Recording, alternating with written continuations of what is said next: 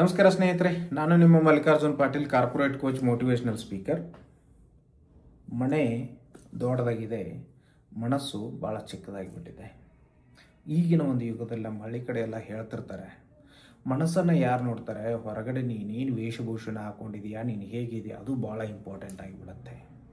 ಅಂದರೆ ವಸ್ತುಗಳು ಜೀವನದಲ್ಲಿ ಅಷ್ಟು ಇಂಪಾರ್ಟೆಂಟ್ ಆಗಿಬಿಟ್ಟಿದ್ದಾವೆ, ಮನುಷ್ಯನ ಸಂಬಂಧಗಳಿಗೆ ಇಂಪಾರ್ಟೆನ್ಸ್ ಕಡಿಮೆ ಆಗ್ತಾ ಹೋಗ್ತಾ ಇದೆ. ನೀವು ಯಾವುದಾದ್ರೂ ಒಂದು ಮನೆಗಳಿಗೆ ಹೋಗಿ, ಮನೆಯೇ ಒಂಥರ ವೇರ್ ಹೌಸ್ ಆಗಿಬಿಟ್ಟಿರುತ್ತೆ. ವೇರ್ ಹೌಸ್ ಅಂದರೆ ಎಲ್ಲಿ ಒಂದು ಥರ ಸ್ಟೋರು, ಕಾಲು ಹಿಡ್ದಕ್ಕೆ ಜಾಗ ಇರೋದಿಲ್ಲ. ಈ ಕಡೆ ಸೋಫಾ, ಆ ಕಡೆ ದಿವಾನು, ಈ ಕಡೆ ಟಿ ವಿ ಕ್ಯಾಬಿನೆಟ್ಟು, ಆ ಕಡೆ ಟೇಬಲ್ಲು, ಡೈನಿಂಗ್ ಟೇಬಲ್ಲು. ಅಂದು ಯಾರಾದರೂ ಒಬ್ರು ಮನೆಗೆ ಬಂದರೆ ಸಾಕು, ಅವ್ರಿಗೆ ನೀರು ಬೇಕಾ, ಊಟ ಬೇಕಾ, ಹಸಿದಿದ್ದಾರಂತ ಕೇಳೋದೇ ಇಲ್ಲ. ಆ ಟಿ ವಿ 1,00,000, ಈ ಸೋಫಾ 2,00,000. ಅಂದರೆ ವಸ್ತುಗಳ ಬಗ್ಗೆ ಅಷ್ಟೊಂದು ಗೌರವವನ್ನು ಬೆಳೆಸ್ಕೊಂಡಂಥ ಮನುಷ್ಯ ಸಂಬಂಧಗಳಿಗೆ ಬೆಲೆಗಳನ್ನು ಕೊಡ್ತಾ ಇಲ್ಲ ಅಂಥೇಳಿ ನಾನು ಇವತ್ತು ಆ ವಿಷಯದ ಬಗ್ಗೆ ನಿಮ್ಮ ಮುಂದೆ ಮಾತಾಡೋಕೆ ಬಂದಿದ್ದೀನಿ. ಸೊ ಏನಾಗಿರುತ್ತೆ, ಒಂದು ಹಳ್ಳಿಯಲ್ಲಿ ಒಬ್ಬ ಶ್ರೀಮಂತ ಒಂದು ದೊಡ್ಡ ಕಾರನ್ನು ಪರ್ಚೇಸ್ ಮಾಡಿರ್ತಾನೆ. ಇಡೀ ಹಳ್ಳಿಯಲ್ಲೇ ಅವನದೇ ಫೇಮಸ್ ಕಾರು. ಅವನಿಗೆ ಭಾಳ ಖುಷಿ ಆಗ್ತಿರುತ್ತೆ. ಆ ಕಾರನ್ನು ನೋಡಿ ಎಲ್ಲರೂ ಹೊಗಳ್ತಿರ್ತಾರೆ, ಏನು ಕಾರ್ ಕಲರು, ಏನು ಕಾರು, ಎಷ್ಟು ಚೆನ್ನಾಗಿದೆ. ಸೊ ಇವನಿಗೆ ಇಷ್ಟು ಆನಂದ ಆಗಿಬಿಟ್ಟಿರುತ್ತೆ. ಎಲ್ಲರಿಗೂ ಒಂಥರ ಸ್ವೀಟ್ ಹಂಚಿರ್ತಾನೆ. ಕಾರ್ ತೊಗೊಂಡು ಬಂದು ಆ ಕಾರು ಇವನಿಗೆ ಅಷ್ಟು ಸಂತೋಷವನ್ನು ಕೊಟ್ಟಿರತ್ತೆ.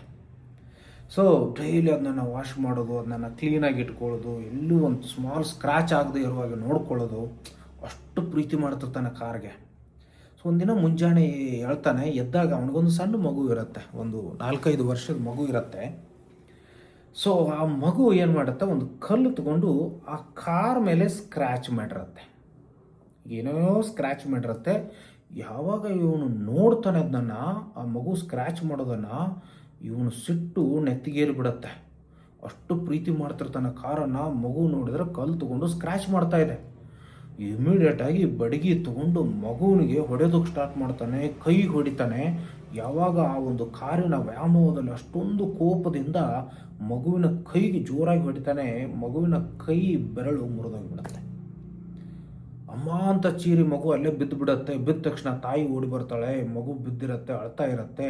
ನೋಡಿದ್ರೆ ಇವನು ಬಡಿಗೆ ತಗೊಂಡು ಹೊಡಿತಿರ್ತಾನೆ. ಆವಾಗ ಇವನನ್ನು ಗಂಡನನ್ನು ಬಿಡಿಸಿ ಆ ಮಗುನನ್ನು ಇಮಿಡಿಯೇಟಾಗಿ ಎತ್ಕೊಂಡು ಆಸ್ಪತ್ರೆಗೆ ಕರ್ಕೊಂಡು ಹೋಗ್ತಾಳೆ. ಆಸ್ಪತ್ರೆಗೆ ಕರ್ಕೊಂಡು ಹೋಗ್ತಾರೆ. ಡಾಕ್ಟರ್ ಎಲ್ಲ ಟ್ರೀಟ್ಮೆಂಟ್ ಮಾಡ್ತಾರೆ. ಟ್ರೀಟ್ಮೆಂಟ್ ಮಾಡಿ ಕೈ ಬೆರಳು ಮುರಿದೋಗಿರುತ್ತೆ. ಆವಾಗ ಅದಕ್ಕೆಲ್ಲ ಪ್ಲಾಸ್ಟರ್ ಹಾಕ್ತಾರೆ. ಆವಾಗ ಆ ಡಾಕ್ಟರ್ ಇವನಿಗೆ ಬೈತಾರೆ, ಏನು ಈ ಥರ ಹೊಡೆಯೋದ, ಒಂಥರ ಮಗು ಅದು, ಈ ಥರ ಇಷ್ಟೊಂದು ಕೋಪದಿಂದ ಮಗುನ ಯಾಕೆ ಹೊಡೆದೆ ನೀನು, ಹಾಗೆಲ್ಲ ಬೈದು ಇವನಿಗೆ ಕಳಿಸ್ತಾರೆ. ಆವಾಗ ಇವನ ಕೋಪ ಸ್ವಲ್ಪ ತಣ್ಣಗಾಗಿರುತ್ತೆ. ಇವನಿಗೆ ಬೇಜಾರಾಗೋಕ್ಕೆ ಶುರುವಾಗಿಬಿಡತ್ತೆ.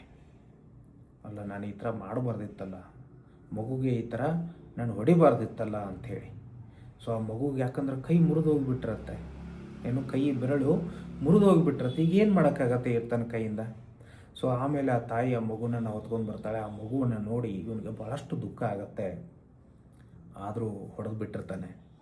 ಸೊ ಮುಂಜಾನೆ ಎದ್ದು, ನೆಕ್ಸ್ಟ್ ಡೇ ಮುಂಜಾನೆ ಎದ್ದು ಕಾರನ್ನು ಕ್ಲೀನ್ ಮಾಡೋದಕ್ಕೆ ಹೋಗ್ತಾನೆ. ಆವಾಗ ಮಗು ಏನು ಸ್ಕ್ರ್ಯಾಚ್ ಮಾಡಿರುತ್ತೆ, ಆ ಕಡೆ ಒಂದು ದೃಷ್ಟಿ ಹೋಗುತ್ತೆ. ಅವು ಏನು ಸ್ಕ್ರ್ಯಾಚ್ ಮಾಡಿದೆ ಮಗು ಅಂಥೇಳಿ ನೋಡ್ತಾನೆ. ಆವಾಗ ಆ ಮಗು ಏನು ಮಾಡಿರುತ್ತೆ ಅಂದರೆ, ಐ ಲವ್ ಯು ಪಪ್ಪ ಅಂಥೇಳಿ ಬರೆದಿರುತ್ತೆ ಅದ್ರ ಮೇಲೆ. ಆ ಮಗುಗೆ ಆ ಕಾರನ್ನು ನೋಡಿ ಇಷ್ಟು ಆನಂದ ಆಗಿರುತ್ತೆ, ಇಷ್ಟು ಸಂತೋಷ ಆಗಿರುತ್ತೆ. ಆ ಮಗುವಿಗೆ ತನ್ನ ಪ್ರೀತಿಯನ್ನು ವ್ಯಕ್ತ ಮಾಡೋದು ಹೇಗೆ ಅಂತ ಗೊತ್ತಿಲ್ಲ. ಅದೇ ಒಂದು ಕಲ್ಲಿನ ಹರಳವನ್ನು ತಗೊಂಡು, ಅಪ್ಪ ನಿನಗೆ ನಾನು ಭಾಳ ಪ್ರೀತಿ ಮಾಡ್ತೀನಿ, ಈ ಕಾರ್ ನನಗೆ ಭಾಳ ಸಂತೋಷ ಕೊಟ್ಟಿದೆ ಅಂತ ಬರೆದು ಬಿಟ್ಟಿರುತ್ತೆ. ಯಾವಾಗ ಐ ಲವ್ ಯು ಪಪ್ಪ ಅಂತ ಒಂದು ಶಬ್ದ ಈತ ನೋಡ್ತಾನೆ, ಗುಳೋ ಅಂತ ಅಳೋದಕ್ಕೆ ಸ್ಟಾರ್ಟ್ ಮಾಡಿಬಿಡ್ತಾನೆ. ಸೊ ಆ ಮಗುವಿನ ಮನಸ್ಸನ್ನು ಅರ್ಥ ಮಾಡಿಕೊಳ್ಳದೆ ಈತ ಆ ವಸ್ತುವಿನ ವ್ಯಾಮೋಹದಕ್ಕೆ ಒಳಗಾಗಿ ಆ ಮಗುವಿಗೆ ಇಷ್ಟೆಲ್ಲ ಹೊಡೆದು ಅಷ್ಟೆಲ್ಲ ಮಗುವಿಗೆ ದುಃಖವನ್ನು ಕೊಟ್ಟುಬಿಟ್ಟಿರ್ತಾನೆ. ಸೊ ಯಾವಾಗ ನಾವು ವಸ್ತುಗಳ ಹಿಡಿತದಲ್ಲಿ ಹೋಗ್ತೀವಿ, ಆವಾಗ ಮನುಷ್ಯನ ಸಂಬಂಧಗಳು ನಮಗೆ ಕಾಣೋದಿಲ್ಲ, ಮನುಷ್ಯನ ಭಾವನೆಗಳು ನಮಗೆ ಅರ್ಥ ಆಗೋದಿಲ್ಲ, ಮನುಷ್ಯನ ಮನಸ್ಸು ನಮಗೆ ಅರ್ಥ ಆಗೋದಿಲ್ಲ. ವಸ್ತುಗಳಕ್ಕಿಂತ ವ್ಯಕ್ತಿಗಳಿಗೆ ಬೆಲೆ ಕೊಡೋದನ್ನು ನಾವೆಲ್ಲರೂ ಕಲಿಬೇಕಂತ ಹೇಳಿ ನಾನು ಈ ಒಂದು ವಿಡಿಯೋನ ಮುಗಿಸ್ತಾ ಇದ್ದೀನಿ. ಇದುವರೆಗೆ ವಿಡಿಯೋ ನೋಡೋದಕ್ಕೆ ತಮ್ಮೆಲ್ಲರಿಗೂ ಧನ್ಯವಾದ. ಈ ವಿಡಿಯೋ ನಿಮ್ಗೆ ಇಷ್ಟ ಆದರೆ ನಿಮ್ಮ ಫ್ರೆಂಡ್ಸ್ಗಳಿಗೆ ಶೇರ್ ಮಾಡಿ, ನನ್ನ ಚಾನಲ್ ಸಬ್ಸ್ಕ್ರೈಬ್ ಮಾಡಿ ಅಂತ ಹೇಳ್ತಾ ತಮಗೆ ಮತ್ತೊಂದು ಸರಿ ಧನ್ಯವಾದಗಳು.